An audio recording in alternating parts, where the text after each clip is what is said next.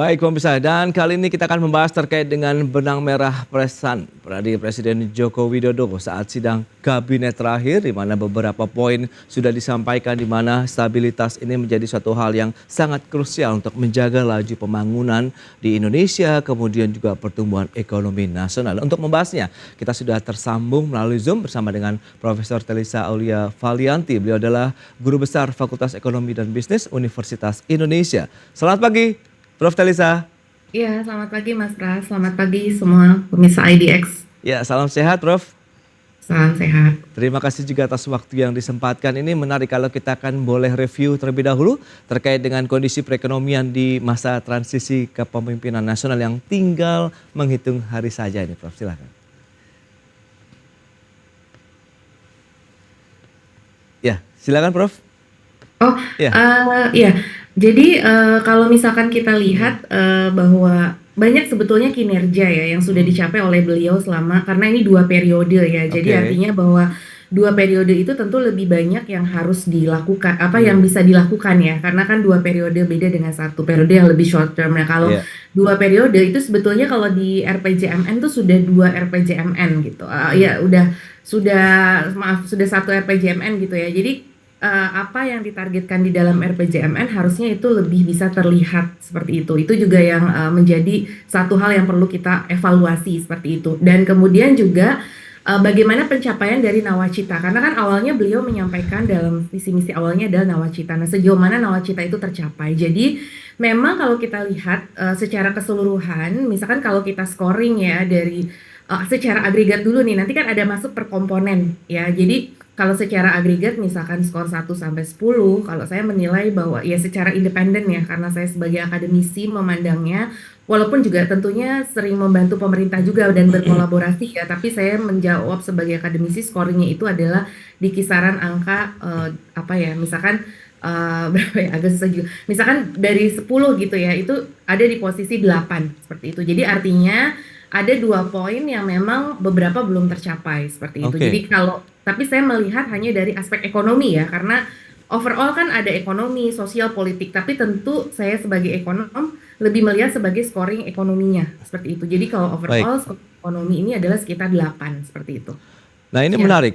Presiden Jokowi memilih untuk berkantor kemudian memimpin sidang kabinet paripurna terakhir jajarannya di Ibu Kota Nusantara begitu.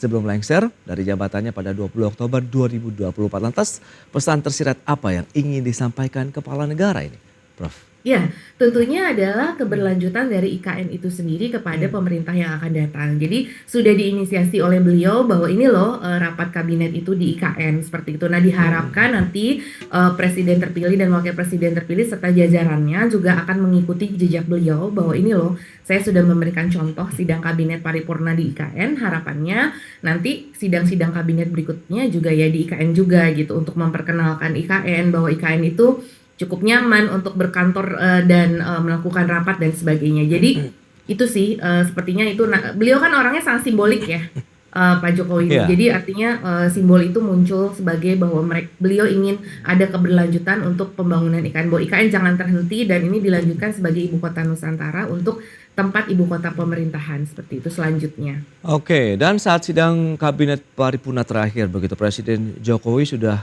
memberikan arahan begitu untuk jajaran di bawahnya segera menuntaskan program kerja utama nih, terutama yang terkait dengan serapan administrasi pertanggungjawaban dan kendala yang belum terselesaikan. Apakah bisa terwujud di sisa waktu pemerintahan Presiden Jokowi?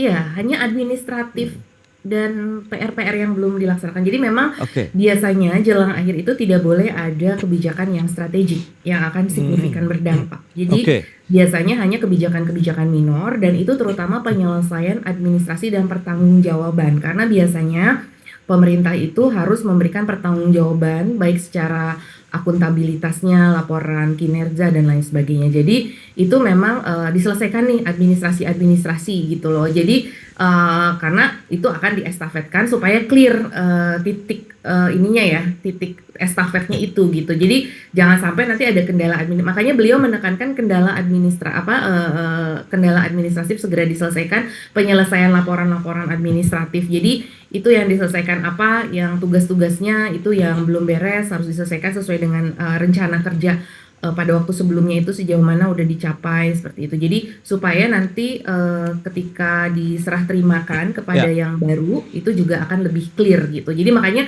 penekanannya di administrasi ya, karena tadi tidak strategik hmm, gitu, lebih ke administrasi tadi penyelesaian PR-PR juga seperti itu dan baik. bukan Menarik Anda sifatnya katakan ini adalah serah terima dan Presiden juga meminta nih untuk mendukung penuh program Presiden terpilih serta memastikan transisi pemerintahan berjalan efektif agar pemerintah baru bisa segera bekerja. Nah, tanggapan Anda, Prof. Talisa? iya. Jadi apa? Beliau ya karena ini Hmm, temanya adalah selalu keberlanjutan ya. Jadi harapannya juga dari kabinet karena kan nanti gini, ada beberapa anggota kabinet yang mungkin akan juga melanjutkan. Jadi akan dipilih kembali gitu ya. ya, Tapi ada yang benar-benar baru. Nah, beliau menyampaikan bahwa ya entah yang baru atau kemudian juga yang akan melanjutkan. Kalau yang melanjutkan mungkin lebih mudah ya proses transisinya. Nah, mungkin yang baru pun ya diharapkan nanti yang lama juga bisa mengestafetkan secara baik gitu apa program-program yang diharapkan seperti itu. Jadi makanya tapi tetap mendukung pada koridor yang baru gitu. Jadi kalau saya melihat ini kan Pak Jokowi programnya Nawacita, Pak Prabowo lebih ke Astacita. Ya walaupun itu saling terkait. Nah, jadi bagaimana jembatan dari Nawacita menuju Astacita.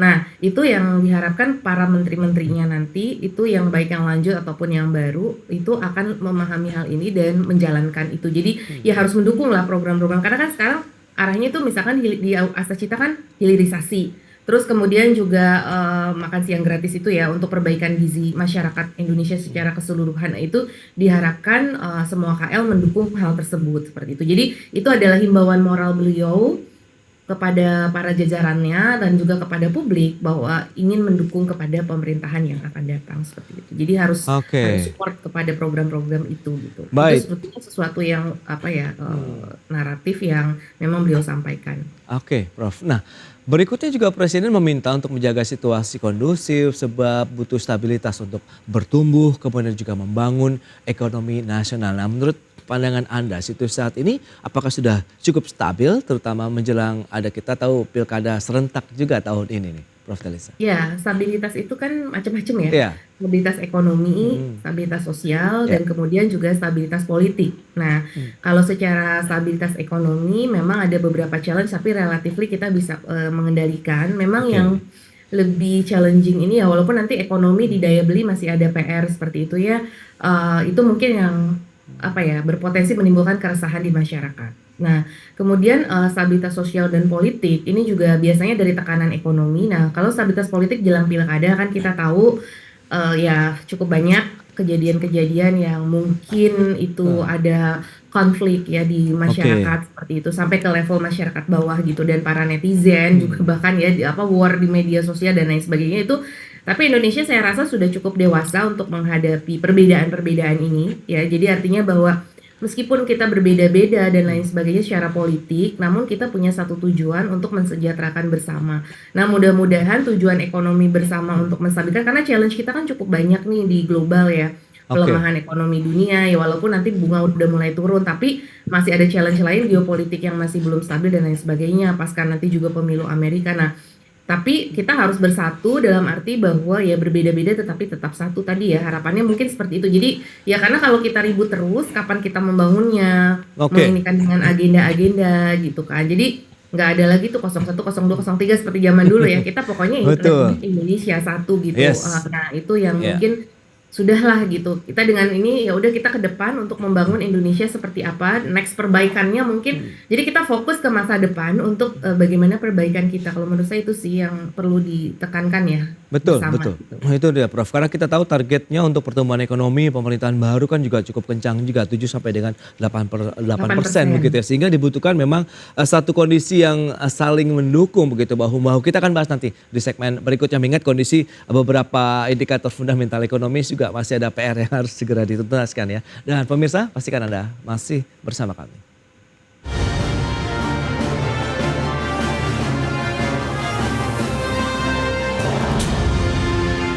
Ya, terima kasih Anda masih bergabung bersama kami dalam Market Review. Pemirsa berikut ini kami sampaikan data beberapa tantangan ekonomi Indonesia yang dihadapi saat ini. Selengkapnya bisa Anda saksikan di layar televisi Anda.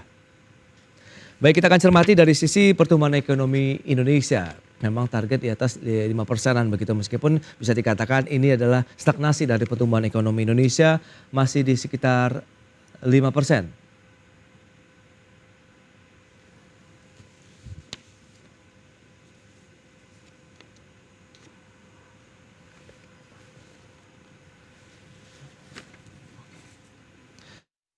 Oke, nah itu dia target dari pemerintahan baru. Selengkapnya bisa Anda saksikan di layar televisi Anda.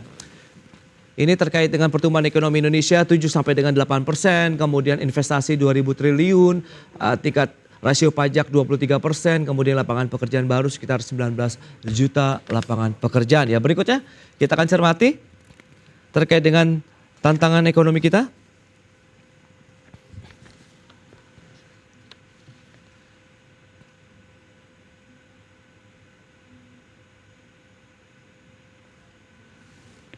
Baik, ini dia terkait dengan stagnasi pertumbuhan ekonomi Indonesia di 5%, kemudian penurunan dari surplus neraca perdagangan.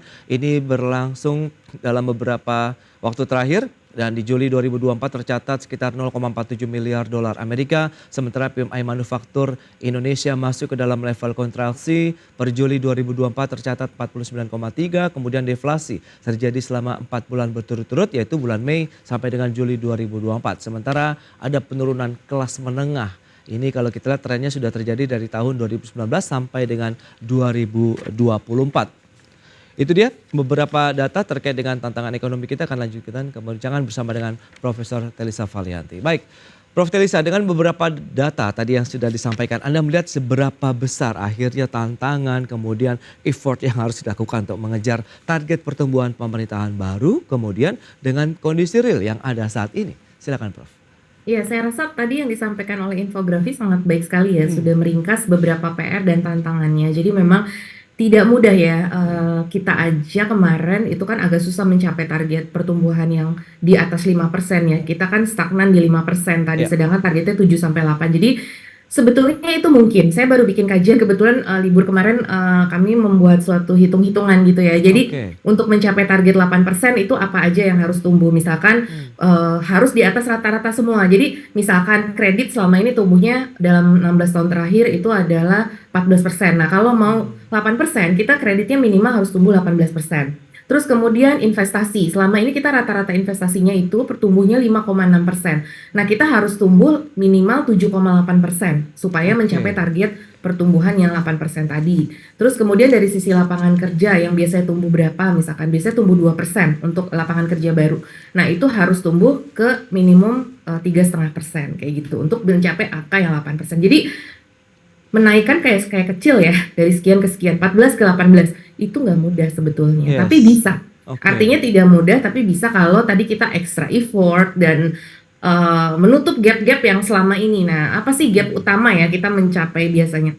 Ada beberapa dalam long term diagnostic growth itu sebetulnya kendala Indonesia kenapa nggak bisa tumbuh 7-8%. Satu, birokrasi. Ya, tadi mungkin diskusi mengenai kontainer apa segala macam juga itu related dengan logistik and bureaucration. Jadi birokrasi itu selalu jadi bottleneck gitu. Nah, bagaimana dengan reformasi birokrasi selama ini sudah dilakukan dan sebagainya, tapi tetap ada ego sektoral, ada ego antar instansi, dan itu belum ada KPI bersama lah. Istilahnya belum terlalu kuat KPI bersamanya. Mungkin harus kita kuatkan KPI bersama supaya tidak terjadi ego sektoral tadi. Ya, jadi itu satu, birokrasi dan ego sektoral. Itu sangat-sangat menjadi penghambat kita. Yang kedua, corruption. Ya, ICOR kita tinggi karena korupsi, itu sudah cerita lama. Nah, tapi ya kita kan mengalami kemunduran juga sedikit ya di era korupsi. Ini korupsinya lebih tebang pilih lah dan sebagainya, itu harus diperbaiki ke depan. Nah, Pak Presiden terpilih kan menyampaikan akan mendorong corruption. Jadi seberapapun kita capek membangun nih, kalau corruption itu terjadi ya sulit mencapai target pertumbuhan, target PMI manufaktur dan lain sebagainya. Jadi corruption itu harus dirubah. Jadi secara kelembagaan nih korupsinya itu betul-betul perlu diperkuat seperti itu.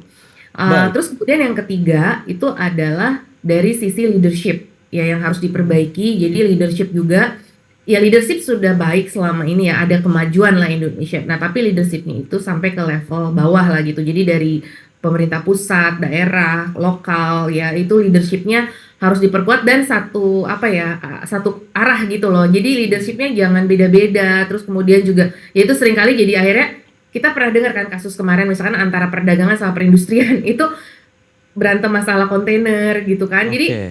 masalah Permendak kemarin yang tekstil gitu. Nah, itu tuh yang kayak gitu-gitu harus kita synchronize gitu. Leadership bersamanya ini KPI bersama balik lagi ke yang nomor satu itu harus disinkronkan seperti itu. Itu sebagai contoh ya. Tentu ada problem sendiri tapi saya sebagai disclaimer bahwa ini artinya bahwa itu bisa kita perbaiki ya. Dan keempat, regulation certainty. Jadi kepastian regulasi itu harus betul-betul kita jaga supaya pengusaha itu juga nyaman untuk berinvestasi dan berusaha. Karena tadi target investasinya kan yang biasa kita tumbuh cuma 5,6% rata-rata dalam 16 tahun terakhir harus naik ke 8% atau 7,8% tadi. Jadi itu usahanya harus luar biasa itu menaikkan, ya istilahnya hampir Ya, melipat ya. gandakan lah effort yang ada seperti itu. Dan harus dengan sumber pertumbuhan ekonomi baru juga. Jadi sumber pertumbuhan ekonomi barunya seperti ekonomi biru, ekonomi hijau, digitalisasi, ketahanan energi pangan untuk mendorong itu harus kita ini juga dorong gitu. Dan peningkatan pendidikan dan produktivitas masyarakat gitu. Dan juga memperbaiki masalah ketimpangan, masalah daya beli kelas menengah itu kan juga faktor ketimpangan. Jadi nggak ada trickle down effect. Nah, kalau trickle down effect-nya udah kita beresin, itu bagus. Ditambah spatial effect nanti IKN. Oke. Jadi dengan adanya IKN tuh juga lebih bisa merata pertumbuhan ekonomi kita secara kewilayahannya. Nah, itu juga akan create pertumbuhan juga gitu. Ruang pertumbuhan tuh muncul dari itu tadi spatial effect. Itu juga bisa kita manfaatkan. Baik. Lantas siapa yang bisa menjadi dirijen untuk bisa mengharmonisasikan tadi beragam kepentingan, para pemangku kepentingan, terus kemudian juga kementerian lembaga negara sehingga benar-benar seperti yang Anda harapkan. Effortnya kalau sendirian tentu tidak bisa, tapi harus saling bahu-membahu. Tapi siapa yang bisa mengharmonisasikan semuanya begitu? Iya betul, itu menarik sekali Mas Pras. Jadi Ya, memang itu dibahas ya. Nanti ke ya, depan saya mendengar dari beberapa teori, tapi mungkin itu disclaimer ya, ya. hanya kemungkinannya bahwa nanti akan ada semacam menteri utama ya. Jadi Hmm, menteri utama itulah yang nanti akan melakukan dirijen juga pembangunan ekonomi. Sebetulnya kita udah punya Menko ya, ada oke, Menko kan semacam. Nah itu tapi mungkin lebih lagi gitu. Sometimes Menko sendiri kan masih banyak menghadapi kendala ego sektoral tadi gitu. Nah menteri utama ini diharapkan sosok yang sangat kuat untuk kemudian mengharmonize ini semua dan ya presiden tentunya ya oke, dengan jajarannya itu juga diharapkan bisa memberikan leadership yang kuat gitu. Jadi dan satu pintu gitu ya supaya nggak berbeda-beda karena kadang nanti menteri ini ngomong A, menteri B ngomong B gitu. Jadi beda-beda kadang publik atau pelaku usaha bingung sendiri gitu kan. Nah, jadi nanti harapannya ada satu suara dan itu kompak gitu ya. Jadi dirijennya itu tadi betul sekali harus ya, orkestrasi ya, mengorkestrasi ya, semua. Padahal kan kita punya sumber daya yang memang sangat kaya. Kita punya potensi katanya dari karbon aja 8.000 triliun gitu. Seandainya ya. itu bisa kita ini kan kita nggak perlu ngutang lagi berarti kan kalau 8.000 triliun kita bisa bayar lunas tuh semua utang-utang gitu kan. Jadi ya ini perlu dirijen. Nah harapannya dirijen ini yang ya lebih kuat lagi ya dalam hal ekonominya terutama pembangunan ekonomi. Nah nanti susunan kementerian lembaga juga akan menentukan apakah ego sektornya makin kuat atau malah makin bagus gitu ya. Harapannya makin bagus Oke. dengan adanya dirijen dan KPI bersama ini gitu. Nah dirijennya bisa presiden langsung atau menteri utama di bawah presiden seperti itu ya Baik, gitu. Prof. Nah, lantas bagaimana dengan upaya-upaya tadi dengan ruang fiskal yang juga sempit begitu? Mengingat kita tahu mencari sumber-sumber pendapatan baru pun akhirnya mentok juga dalam artian sudah ada juga penolakan-penolakan ataupun kritisi yang sudah disampaikan begitu.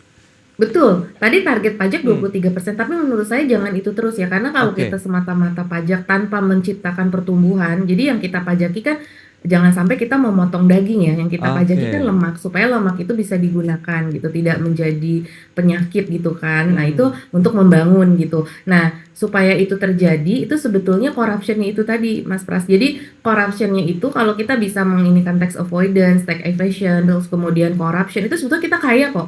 yes. Dana kita banyak ditaruh di luar negeri gitu kan, banyak apa yang tidak termanfaatkan di domestik. Nah, seandainya ini bisa kembali karena Pak Presiden terpilih pernah menyampaikan di Sarasehan 100 Ekonom juga bahwa itu akan dikembali beliau memiliki cita-cita dana-dana itu tuh kembali. Nah, kita bisa membangun gitu.